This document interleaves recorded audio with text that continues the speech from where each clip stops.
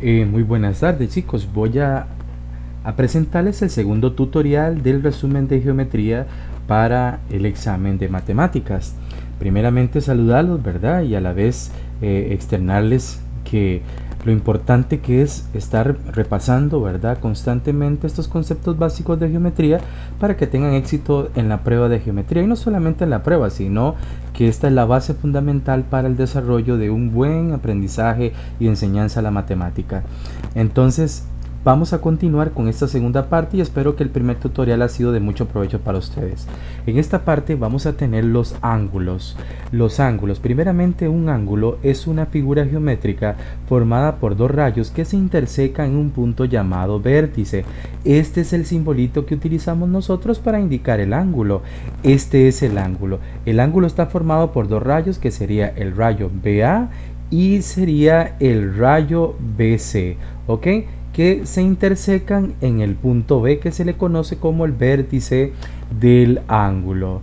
Es importante indicar que el ángulo se puede denotar simbólicamente de varias formas, utilizando una letra griega en la abertura, en este caso sería el ángulo alfa.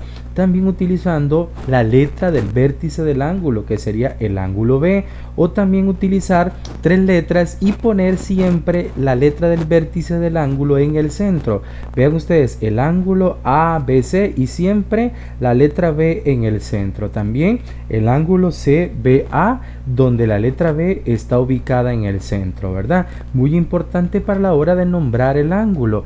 Es importante indicar esto porque si usted quiere nombrar otro ángulo que no es el B, usted tiene que indicar la abertura del ángulo, la letra en el centro con tres letras, ¿ok? Entonces es importante que aclaremos esto. Por eso que aquí dice, nótese que en las dos últimas representaciones simbólicas el vértice se escribe en el centro y es la notación más usada. Para representar su medida se utiliza medida del ángulo B o medida del ángulo CBA, ¿ok? Recuerden que siempre B indica la abertura, en este caso la medida del ángulo ABC o el ángulo alfa o el ángulo B. Luego tenemos la clasificación de ángulos según sus medidas. Tenemos la primera, que sería el ángulo nulo. El ángulo nulo mide exactamente 0 grados. Luego tenemos el ángulo agudo. El ángulo agudo es el que mide más de 0 pero menos de 90. Quiere decir que es un ángulo comprendido entre 0 y 90. Por ejemplo, 20 grados, 25 grados, 45 grados son ángulos agudos comprendidos entre 0 y 90. Seguidamente el ángulo recto. El ángulo recto mide exactamente 90 grados. Luego tenemos el ángulo obtuso. El ángulo obtuso es el que mide más de 90 pero menos de 180. Quiere decir que es un ángulo comprendido entre 90 y 180. Por ejemplo, 110 grados, 125, 130 grados, 179 grados, ¿verdad? Luego tenemos el ángulo llano. El ángulo llano mide exactamente 180 grados. Qué importante es este. El ángulo llano sería como la mitad de una circunferencia, ¿verdad? Esto sería 180 grados. Luego tenemos el ángulo cóncavo, que es un ángulo que mide más de 180 pero menos de 360. Quiere decir, es un ángulo entre 180 y 360. Por ejemplo, 195, 210, 270 grados. Y por último tenemos el ángulo convexo, que es el que mide 360, que también lo conocemos como el ángulo perígono. Algunas representaciones gráficas de los ángulos que anteriormente mencioné. Vean ustedes el ángulo agudo. El ángulo agudo es el ángulo AOB o el ángulo BOA o el ángulo O, que mide 45 grados. Esta es la abertura que me indica que los ángulos mide 45 grados. Eso se le llama ángulo agudo, entre 0 y 90 grados. Luego tenemos el ángulo obtuso. El ángulo obtuso es el que mide entre 90 y 180. Vean ustedes aquí, este es un ángulo de 120 grados, ¿verdad? Entonces es importante que tengamos en cuenta esto, ¿verdad? Ahora tenemos otro ángulo, el ángulo recto. El ángulo recto es el que mide exactamente 90 grados. Vean ustedes donde indica el ángulo de 90. También comúnmente lo representamos como un cuadradito. Ponemos así, que indica también que es un ángulo de 90. El ángulo BOA o el ángulo AOB mide 90 grados y se le conoce como el ángulo recto. Tenemos el ángulo llano. El ángulo llano, ¿ves? Es una semicircunferencia o mide 180 grados, ¿ves? Exactamente mide 180 grados. El ángulo, ¿verdad? A o B es un ángulo llano, ¿verdad? Que mide 180 grados. Luego tenemos el ángulo convexo perígono, que es una vuelta completa que equivale a los 360 grados, que es la vuelta completa de la circunferencia o un círculo, ¿verdad?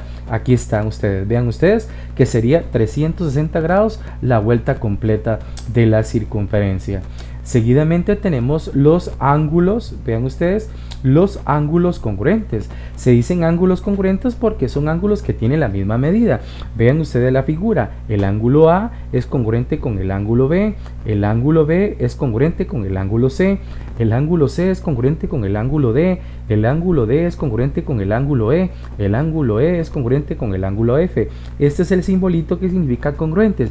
¿Qué quiere decir? Que todos entre ellos miden iguales, tienen la misma medida, por eso se les llaman ángulos congruentes. Seguidamente, chicos, tenemos lo que le llamamos ángulos complementarios. Los ángulos complementarios son dos ángulos que sumados de 90 grados. Vean ustedes aquí el instrumento que utilizamos para medir los ángulos, que se le llama el transportador, en el cual lo que me garantiza el ángulo de 90 grados, pero dice que el ángulo ABD, vean ustedes aquí, ABD este es complemento con el ángulo DBC. ¿Por qué? Porque entre los dos deben de sumar 90 grados. Recordemos, ángulos complementarios 90 grados. Ahora tenemos los ángulos suplementarios. Son dos ángulos que sumados tienen que darme 180, que sería un ángulo llano. En este caso, si usted tiene un ángulo de 60, le suma un ángulo de 120, tendríamos un ángulo de 180 grados. Se le llaman ángulos suplementarios porque la suma de los dos es 180, es un ángulo llano. Y complementarios porque la suma de los dos es de 90 grados, ¿ok? Para que esto quede muy claro, chicos, y no tengamos ningún inconveniente a la hora de los ejercicios. Seguidamente tenemos la clasificación de ángulos según su posición. Los primeros se le llaman ángulos adyacentes. ¿Por qué ángulos adyacentes? La palabra adyacentes son dos ángulos que tienen un lado en común. Por ejemplo, el ángulo RGP es adyacente con PGN. Serían estos dos porque comparten este lado en común, y estos dos se le llaman ángulos adyacentes, este con este, y también el ángulo PGN con NGL. Estos dos serían ángulos adyacentes porque comparten este lado en común, ¿ok? Siempre cuando hablamos de adyacentes es uno a la par del otro, ¿ok? Comparten un lado en común. Seguidamente tenemos los ángulos par lineal. La palabra lo indica, par, dos, lineal, sobre una línea recta. En este caso sería la recta BC, y aquí se traza un rayo que sería F, que forma dos ángulos que se le conoce como par lineal, pero a la vez son ángulos adyacentes. ¿Por qué? Porque comparten un mismo lado y un mismo vértice en común. Quiere decir que el ángulo BAF es adyacente con el ángulo FAC. Se le llama par lineal, y si ustedes observan, hacen un ángulo llano completo. Quiere decir que en el par lineal estos dos ángulos son ángulos suplementarios. Quiere decir suplementarios que los dos deben de sumar 180, que sería un ángulo llano, ¿ok? Para que esto nos quede claro, chicos. Seguidamente tenemos los ángulos que se le conocen como ángulos opuestos por el vértice, que se forman de la intersección de dos rectas, ¿verdad? Que en este caso el ángulo A es opuesto con el ángulo B. Este sería el vértice que está aquí, que es el punto de la intersección de las dos rectas, y decimos que este ángulo es opuesto con este ángulo, y los ángulos opuestos por el vértice son congruentes entre sí. Quiere decir que lo que mide el ángulo B va a medir el ángulo A, ¿ok? Y así sucesivamente. Lo que mide este ángulo va a ser igual a este ángulo. No se nos puede olvidar eso, chicos. Ok, seguidamente tenemos los ángulos determinados por dos rectas paralelas y la transversal. ¿Qué significa eso, chicos? Se le conocen dos rectas paralelas a dos rectas que no se tocan en el plano, ¿verdad? Aquí está la simbología, ven ustedes, la recta A es paralela a la recta B y la recta C es transversal. ¿Por qué transversal? Porque tocan un solo punto a ambas rectas paralelas, y se nos forman 8 angulitos, ¿verdad? Vean ustedes aquí, que sería el 1, 3, 5, 7, el 6, 4, 2, 8. Y si lo colocamos de otra forma, el ángulo 1, 5, 3, 7, 8, 6, 2 y 4. Y estos angulitos son los siguientes, para tenerlo bien clarito esto a la hora de buscar los ángulos entre rectas paralelas y una transversal, ¿ok? Ahí creo que podemos observarlo bien para poder explicárselos, ¿ok? Entonces, vean ustedes, el ángulo 1, vean ustedes, y el ángulo 2 son ángulos alternos externos. Recordemos que esta es la parte externa, ¿ok? Esta es la parte interna, chicos, parte interna, y esta es la parte externa. Se le llaman alternos externos porque no comparten el mismo vértice y están alternados, pero en la parte externa de las rectas paralelas y la transversal. Entonces el 1 y el 2 dice que el 3 y el 4 también son alternos externos. Y una propiedad importante, que son congruentes. ¿Qué quiere decir congruentes? Que miden lo mismo. ¿Ok? Ahora tenemos que el ángulo 5 y el ángulo 6, el ángulo 7 y el ángulo 8 se le llaman ángulos alternos internos, ¿ok? Porque se sitúan en la parte interna, no tienen el mismo vértice y están alternados. Entonces, eso se le llaman ángulos alternos internos, el 5, el 6, el 7 y el 8. Y son ángulos congruentes entre sí. ¿Qué significa esto? Que miden iguales entre sí. Seguidamente tengo el ángulo 6, vean ustedes dónde está el ángulo 6, y el ángulo 7, el ángulo 5 y el ángulo 8 son ángulos que se le conoce como conjugados internos. Y los conjugados internos son suplementarios. ¿Qué quieren decir suplementarios? Que suman 180 grados. Muy importante esto, chicos. El 7, el 6, el 5 y el 8 se le conocen como conjugados internos y son suplementarios. ¿Qué quiere decir? Que suman 180 grados. También tenemos que el 1, el 4, vean ustedes aquí, el 1 y el 4, el 3 y el 2 se le conocen como conjugados externos y también suman 180 entre los dos. Serían ángulos suplementarios, ¿ok? Muy importante eso, chicos. Luego tenemos el ángulo 1 con el ángulo 6. Vean, uno afuera y uno adentro en diferentes partes de la transversal sin compartir un mismo vértice en común, se le llaman correspondientes. Uno adentro, uno afuera, del mismo lado de la transversal, uno afuera, uno adentro y uno afuera, se le conocen como correspondientes y son ángulos que miden iguales entre sí, chicos, miden iguales entre sí. Ahí están ustedes, 1, 6, 3, 8, 2, 5 y 4 y 7. Se le llaman correspondientes. Luego tenemos los ángulos 1 y 5, tenemos 3, 7, tenemos 6, 2 y tenemos 8 y 4, que se le llaman ángulos opuestos por el vértice, y los ángulos opuestos por el vértice son congruentes entre sí, ¿verdad? Son congruentes entre sí, chicos. También podemos concluir que el ángulo 1, chicos, ¿verdad? El ángulo 1, el ángulo 3 son ángulos suplementarios, que son los que suman 180. Luego el ángulo 3, vean ustedes aquí donde está el ángulo 3, el ángulo 3, el ángulo 5. ¿Por qué son suplementarios? Porque ellos forman un par lineal. Vean aquí, ese par lineal, recuerden que son dos ángulos adyacentes y que a la vez son suplementarios, suman 180. Todos los que forman par lineal, entre los dos deben de sumar 180. Aquí está, par lineal. Vean ustedes, par lineal, son adyacentes y tienen que sumar 180. Par lineal, vean ustedes, par lineal, estos dos, ¿verdad? Recordemos que este y este se le llaman opuestos por el vértice, ¿verdad? Para que quede claro. Entonces, este y este, alternos externos. Este y este, alternos internos. Estos, este y este, conjugados internos. Luego, este y este, conjugados externos. Y este se le llaman correspondientes, ¿verdad? Y luego estos van a ser par lineal, que van a sumar 180. Claro, chicos, con los ángulos entre rectas paralela y transversal, cualquier preguntita lo pueden consultar, ¿verdad, chicos? Así que pueden consultar estas a su profesor. Seguidamente, chicos, vamos ahora con los triángulos, ¿ok? ¿Qué es un triángulo? Bueno, un triángulo, ¿verdad? Está formado por la unión de tres segmentos. Vean ustedes, el segmento AB, el segmento BC y el segmento CA. ¿verdad? En la intersección de estos tres segmentos son los puntos A, el punto B y el punto C. ¿Ok? A estos se le conocen como vértices del triángulo, y a los segmentos AB, BC y CA se le conocen como lados del triángulo. Aquí ustedes lo tienen aquí, el vértice ABC.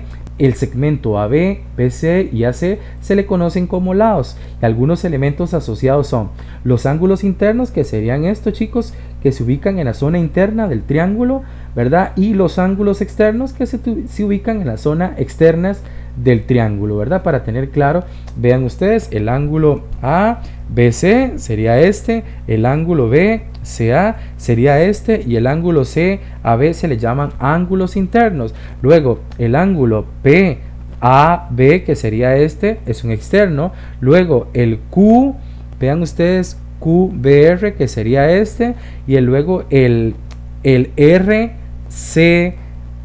que sería este, chicos, para que lo tengamos nosotros claritos los elementos que conforman un triángulo. Luego vamos a ver lo que se le conoce como desigualdad triangular. ¿Qué es la desigualdad triangular? Es para conocer cuando me den una terna o me den tres segmentos o la medida de tres segmentos, determinar si se forma o no se forma un triángulo. Por eso tenemos el teorema que le conocemos como la desigualdad triangular.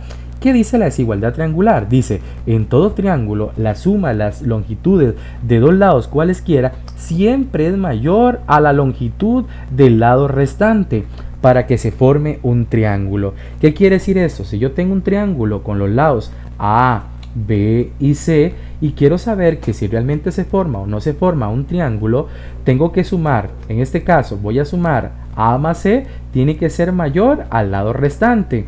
Luego sumar A más C tiene que ser mayor al lado restante, que sería en este caso B. Luego sumo B más C, tiene que ser mayor al lado restante, que sería A. Si se cumple eso, chicos, sí se forma un triángulo. Recuerden, siempre tiene que ser mayor, no puede ser ni menor ni igual, tiene que ser mayor al tercer lado, ¿ok? Para que se cumpla si es o no un triángulo. Existen también algunos teoremas muy importantes en los triángulos, como por ejemplo el teorema que dice que la suma de los ángulos internos de un triángulo es de 180. Esto es importante, chicos, recordarlo. Recordemos que los ángulos internos son este y este. Quiere decir que la suma de la medida del ángulo alfa más la medida del ángulo beta más la medida del ángulo gamma tiene que ser 180 grados, ¿verdad? Luego tenemos el segundo teorema que dice la suma de las medidas de los ángulos externos de un triángulo es de 360. ¿Ok? Estos son los ángulos externos que se forman de prolongar los lados del triángulo, y la suma de estos tres ángulos externos siempre tiene que darme 360. Muy importante, chicos, recordar esto, ¿verdad? Luego tenemos este otro teoremita que es muy importante, que dice que el teorema del ángulo externo, la medida de todo ángulo externo de un triángulo es igual a la suma de las medidas de los ángulos internos no adyacentes a él. Por ejemplo, quiere decir que la medida del ángulo alfa a la medida del ángulo beta me va a dar este ángulo externo. Quiere decir que estos dos me van a dar este. Quiere decir que si usted suma este más este, le va a dar, si prolongo, este que está aquí, ¿verdad? Para que ustedes tengan una idea. Entonces, si yo sumo estos dos ángulos internos que no sean adyacentes al ángulo externo, recuerden que va a ser la suma de estos dos más este, me va a dar este ángulo externo, ¿ok? Para que tengamos claro esto, chicos. Continuamos entonces ahora con los cuadriláteros. Recuerden que aquí le conocemos como cuadrilátero. Es una figura geométrica formada por cuatro lados, ¿ok? ¿Qué es un cuadrilátero convexo y qué es un cuadrilátero no convexo, que sería cóncavo? Es convexo porque si usted traza dos puntos, ¿verdad? Perdón, si usted escribe dos puntos en la parte interna del cuadrilátero y traza el segmento, vean ustedes que queda dentro del cuadrilátero, mientras que si usted en un no convexo, un cóncavo, traza el segmento con la distancia de A a B, hay una parte que queda fuera. A eso se le llaman como cuadriláteros cóncavos o no convexos.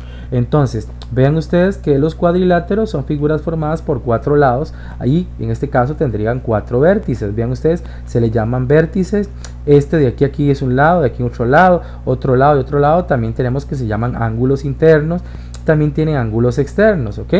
Entonces, algo importantísimo que también tenemos que visualizar de los cuadriláteros son sus partes. ¿Cuáles serían sus partes del cuadrilátero? Tenemos entonces que dentro de las partes de los cuadriláteros tenemos que los vértices, como acá dije a continuación, ¿verdad? Perdón, dije anteriormente, N, R, S y M se le conocen como vértices del cuadrilátero. Luego tenemos que el ángulo, vean ustedes, N, M y S, este que está aquí, es un ángulo interno. Luego el ángulo T, R y N es un ángulo externo. Y dice que el segmento de N a S se le llama como diagonal. Algo importante que tenemos que tener claro es que la suma de los ángulos internos de un cuadrilátero es 360 grados. Existe una clasificación de cuadriláteros de acuerdo a los pares de lados paralelos. Se le llaman los paralelogramos y los no paralelogramos. ¿Qué significa paralelogramos? Quiere decir que los cuadriláteros tienen pares de lados paralelos. Estos dos con estos dos, este con este, ¿verdad? Este con este y este, ¿verdad? Y este con este. Entonces, los paralelogramos tienen pares de lados paralelos. Vean ustedes el cuadrado, el rectángulo, el romboide y el rombo. Los no paralelogramos entran los trapecios. En este caso yo sé que este va a ser paralelo a este, solamente tiene un par. Para que sea paralelogramo tiene que tener dos pares de lados paralelos, perdón. Pero en este caso los no paralelogramos solamente tienen un par de lados paralelos. Por lo tanto se le llaman no paralelogramos.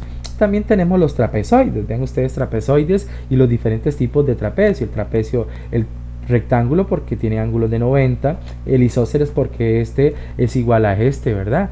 También va a tener dos ángulos iguales, y el trapecio escaleno porque todo es totalmente diferente, ¿ok? Entonces también tenemos los trapezoides, ¿ok? Dentro de los trapezoides, chicos, tenemos esto para que lo tengamos aquí: el trapezoide rectángulo, el trapezoide bisósceles y el trapezoide escaleno, totalmente todo diferente. Dice que la suma de las medidas de los ángulos externos de un cuadrilátero es de 360, muy importante, internos 360 y externos también 360 en un cuadrilátero, para que lo tengamos bien claro, ¿verdad, chicos?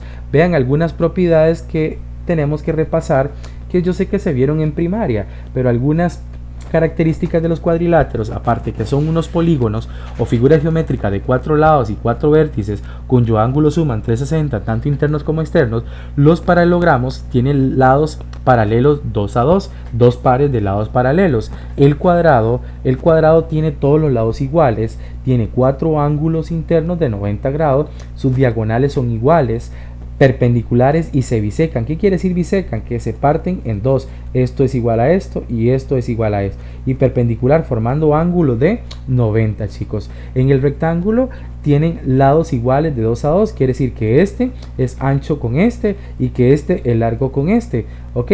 Y van a medir iguales entre sí. Tiene 4 ángulos de 90, por eso se llama rectángulo. Las diagonales son iguales, son oblicuas y se bisecan, ¿ok? Se bisecan es que se tocan en un punto y se parten en dos iguales, ¿ok?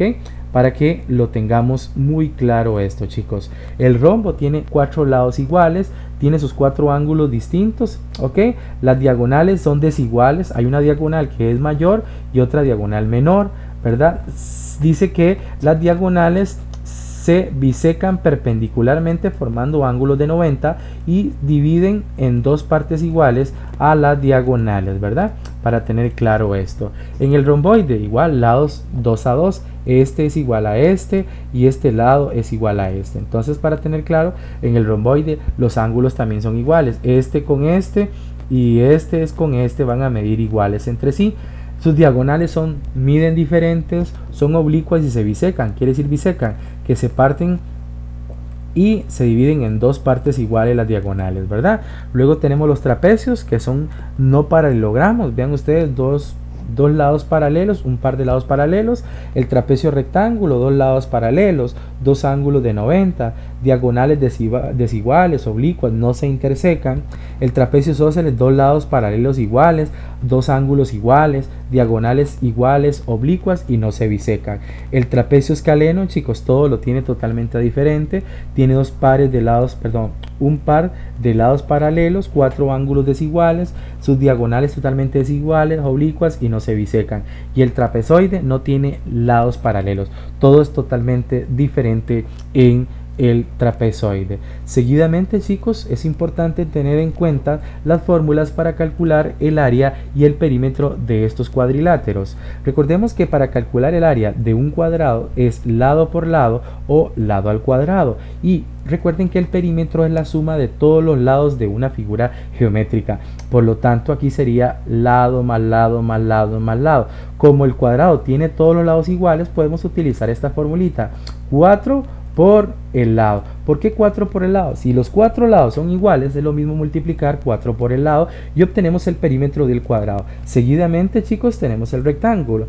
Recuerden que el rectángulo tiene ancho y tiene un largo, o tiene una base y tiene una altura. El área sería base por altura o largo por ancho. Y para calcular el perímetro es sumar 2 veces la base más 2 veces la altura, o si nosotros podemos utilizar esta formulita: 2 veces la suma del largo más el ancho, o la base más la altura, como ustedes gusten, o es sumar todos los lados.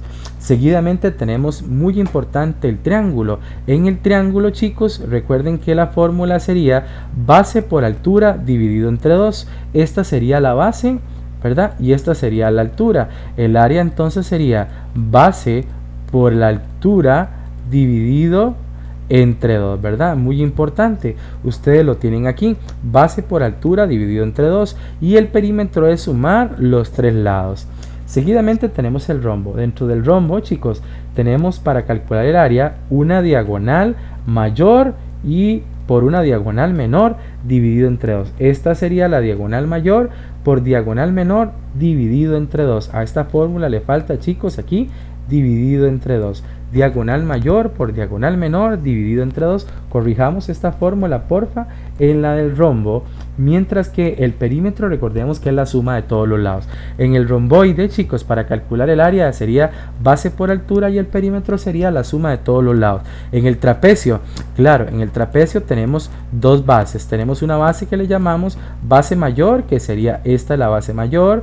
Tenemos una base que sería la base menor. Tenemos que esto sería la altura, ¿verdad? Y lo dividimos entre 2. Aquí está el área. La fórmula es base mayor, aquí importante, más base menor, corrijámosla, por altura dividido entre 2. Chicos, corrijamos esta, por favor. Esta formulita, la correcta sería: área es igual a la base mayor más la base menor por la altura dividido entre 2. Chicos, corrijamos ahí la formulita, por favor. Fue un dedazo que se me fue. Luego tenemos el perímetro. Dice que el perímetro es la suma de todos los lados. La base mayor más la base menor más los lados que forman el trapecio, ¿ok? Tenemos claro entonces, chicos, las formulitas que tenemos que tener claras para la hora de calcular